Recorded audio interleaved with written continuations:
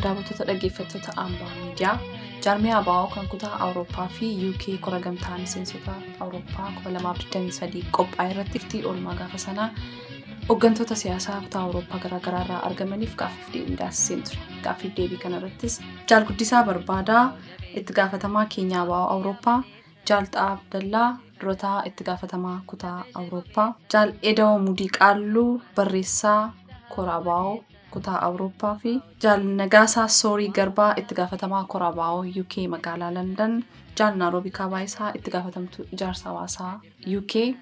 Jaal Nagaasaa galatoomaa isin jechaa cabaa kana kan keessanii fi oolmaa guyyaarraa kora ABO magaalaa Londonitti qophaa'e walgahii ture keessatti walgahii miseensaa fi waaree booda kan hawaasaa ture.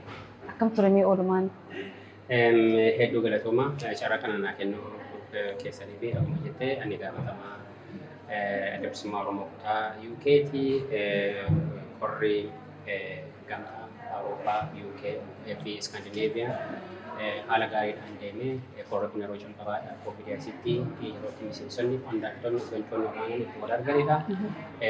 Haala gammachiisaadhaan laafiidhaan dadhabina keenya kan irratti hojjetaa turre kanas immoo hojjechuuf gara fuulduraa kallattii qabsoo maal fakkaata akka gaafatamtootaatti akka maaleetti maal gochuu qabna isa jedhu irratti mari'atame yaadni adda addaa gaaffiin bal'inaan kan kenname hojiileen gara hojjennu hedduu ta'uu isaa kan argisiise hirmaattonnis tarnootiin baay'ee hedduu gaarii ta'e nuti kan eegne oolidha.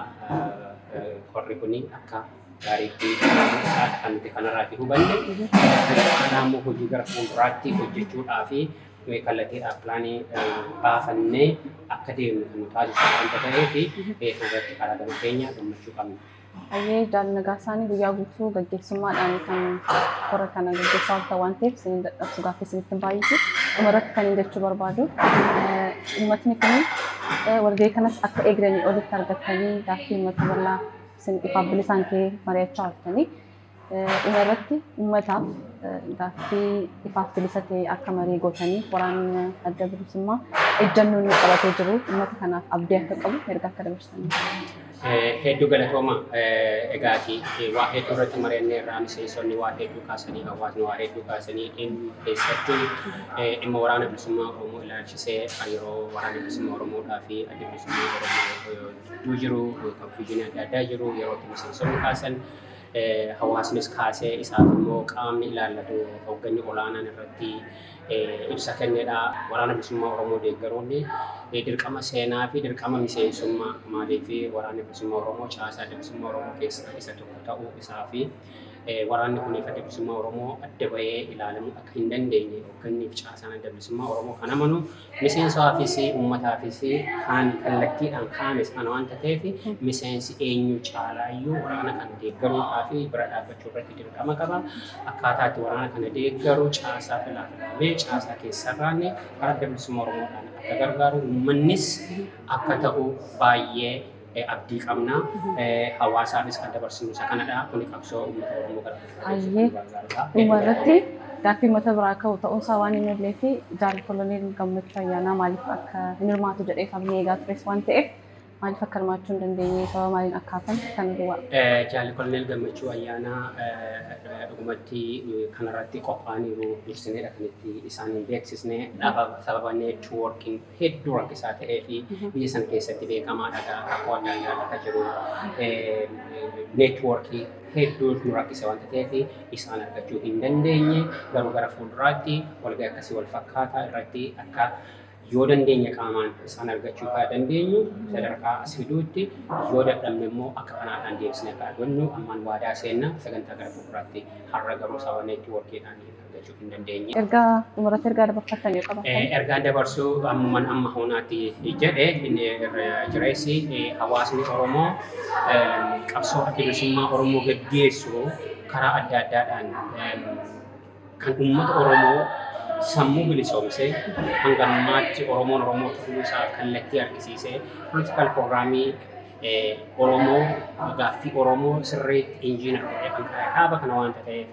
hawaasni Oromoo dhaaba isaa kana akka kunuunfatu, akka tifkatu caasaa fi ilaaflaamii keessatti caasaa keessatti ijaaramee afooshaan haa ta'u, karaa amantiin haa ta'u, karaa adda addaadhaan ijaaramee akka miseensaaf hojjettoota dhaabbatee waan danda'u dhaaba kan hojjetan dhaabbatu bakka jirutti caasaas akka jabeeffatu akka of ijaaru ergaan koo uummata keenyaaf.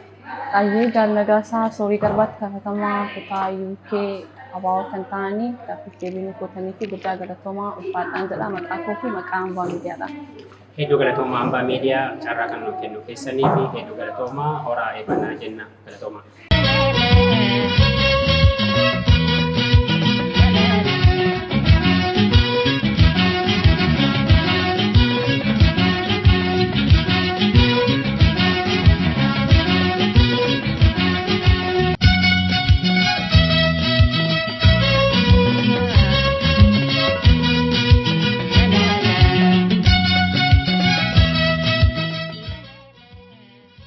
Jaalna Roobikaa Waayisaa itti gaafatamtu ijaarsa hawaasaa magaalaa Londonidha. Guyyaa har'aa walgahii koraaboon gaggeesse irratti hirmaatiin hirmaachaa turte ganamas waaree booda guyyaa irratti jechuun ni danda'ama. Mee guyyaa har'aa koraaboo walgahii gaggeesse akkamiin ilaalta? Akkamitti argatte?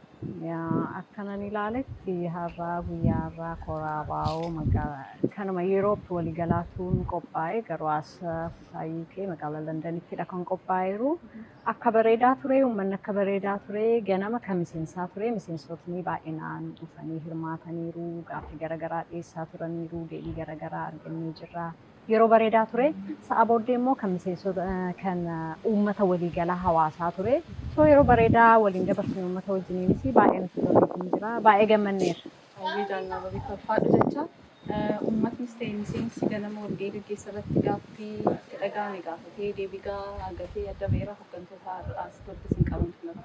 Yaa dhugaa dubbachuudhaaf uummanni gaaffii ciccimaa gaafachaatii irra ture akkuma gaaffii ciccimaa gaafate immoo deebii gahaa argateera jedhee kana yaadaan akka kootti deebii gahaa argateera dhugaa dubbachuudhaaf uummanni waan baay'ee gaafachaatii irra ture waan inni gaafate keessaa baay'inaan waraanni bilisummaa Oromoo fi ABO'n edda tokko hin jiranii wajjiniin hin jiranii jedhaniitu uummata baay'eetu gaaffii gaafachaatii irra ture. ABO'n akkasiin ilaalu waraanni bilisummaa Oromoos adda bilisummaa Oromoos tokkodha jenneetii yaannaa isaanis akkasiin deebisanii deebii nama boonsaa deebii boonsaatu deebifamaatii turte jedheetiin yaadaan illee filatanii ragaman. Galatoomii dhumarratti ergaatii uummataafis qabdu ta'e dargaggoota yeroo ammaa kanaaf waraana bilisummaa bira akkamiin akka dhaabbachuu qabanii uummannis immoo isaaniif maal qabu isaanis uummata isaaniif abdii qabaa ta'uu isaanii kan erga qabatu.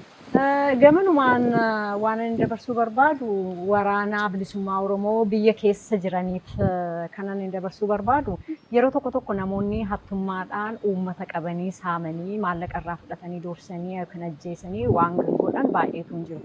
So carraa miilanaatti argame irratti jedhameetu waan akkasii of keessaa qulqulleeffamaatii jira. Ammallee waan sun irratti jabinaan dhaabbatamee hojjetameetu waan sun ofirraa qulqulleessuu qabuun jedha.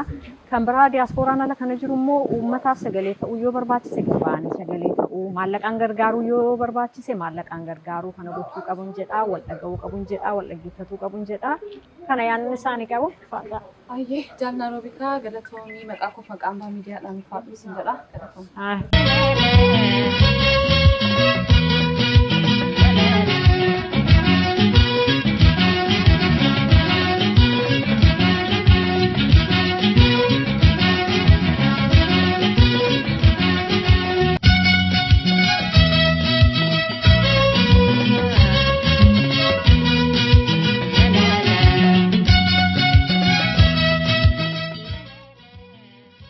Magaalaa London koraaboo walgahii har'a gaggeeffame irratti keessumaa najalatti agarsanii Jaal Guddisaa Barbaadaa kan jedhamu gaafatamaa fayyaa ABO magaalaa Hoolaand irraa argamanii guyyaa har'aa walgahii koraaboo akkamitti ture maal akka jiru itti gammadaniitu akkamitti argitan siin jechuun barbaada. Walgahiin kun walgahii kutoonni sadii qopheessanidha.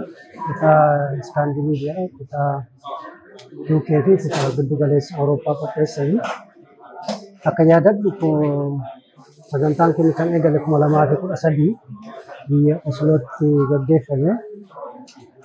Hoolaand yeroo tokko qopheesseera, Stookholm akkasuma Noorweetti jalqaba. Kanaaf walgahiin kun walgahii ta'uu qabudha. Walgahii bareedaadha. Kaayyoon walgahii kanaas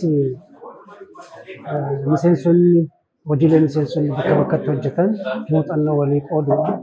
Miseensonni fageenyatti wal beekan akka isaan qaama dhufanii wal argan maamilee walii horan irratti kan xiyyeeffatedha. Kanaaf ani irratti argamuu koo gammadeera. Jalqabarraa qabee hamma ammaatti sagantaan irraa qoodachaa ture. Kanaaf bareedaa. Ganamarratti walgahii miseensaa waa'ee booda walgahii hawaasaa kan ture. Hawaasa keessaas miseensa keessaas walgahiin kun isaan gammachiisee gaaffii barbaadan gaaffii isaan gammadanitti. Ana kakootti gammadeera. Maannaan dhaabni kun kallacha qabsoo uummata Oromooti. Dhaabaa waggaa 50 guutuu uummata Oromoof qabsaa'edha. Qabsoo kana keessatti uummanni Oromoo sadarkaa eenyummaa isaa irraa qabeetti karaa aadaa ta'uu karaa eenyummaa haa ta'uu bu'aa guddaa buuseera uummata Oromoo. Kanaaf ana kakootti gammachuun qaba. Maannaan dhaaba bu'aa bahii meeqa keessa bahee as gahe kaayyoo uummata kanaaf kan qabatee deemu egeree uummata Oromoo birree murtiin karaa kasaa waan jiru waanta ta'eef kan hundaa eega miseensa ta'ee argame gammachuu guddaa irraa qaba. Marii Dhaabni gundaa uummata kanaaf kan inni hubatan gatii kaffalaa. Siyaasaan martinaa buqqees magaalaa kanaatti kanallee gaggeessaa jirtanii dhumarratti uummatni Oromoo dhaaba argachuu qaba kan bira dhaabbatu. Ergaas immoo dhaloota kanaaf gamta dhaaba kana bira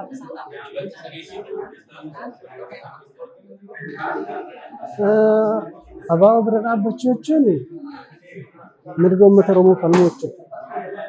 Abaaboon gaaffii uummata Oromoo qabatee deema malee biizinasii dhuunfaa miti. Abaaboon Oromoonni kan quuqama qaban kan dhaabanidha. Oromoon miidhamuusaa abbaa qabeenya ta'uu qabaatu qabeenya isaatti dhimma bahuun dhabuun aadaansaa eenyummaansaa balfamuu arganiitu warri qabsoo kana buuran warri hundeessan kan irraa qabu. Kanaaf abaaboo gargaaruu jechuun uummanni Oromoo akka abbaa biyyaa ta'u gaaffii uummata Oromoo akka deebi'u waanta ta'eef abaaboo gargaaruu jechuun ofii keetti sarvaayivii gochuu jechuudha. Har'a biyya daangaan Oromiyaa jedhamtu adda bilisummaa Oromoon dur ofiitiin dubbishaa ture. Akka lammaffaatti garuu kan sirna gabrummaatiin abemmoo adda bilisummaa Oromooti. Ati Oromoodhaa biyyi kee Oromiyaa alaabaan keessa alaabaa kana jedhee uummata Oromoof akeekkachiisa. Uummanni Oromoo qabsoo kana keessatti aarsaa guddaa kaffaleera. Sana immoo kan godhe abaaboo jaalachuu qofa otoo hin taane kaayyoo sanaan gaaffii sanaan jedhe. Kanaaf abaaboo gargaaruu jechuun Oromoon akka inni mataa qabatee deemu aadaasaa eenyummaasaa akka inni addunyaatti mul'isu ofiis mataa qabatee deemu waanta ta'eef abaaboo deeggaruun Oromoon sarvaayivii gochuu jechuudha. Asitti Kan miidiyaadhaan baay'ee si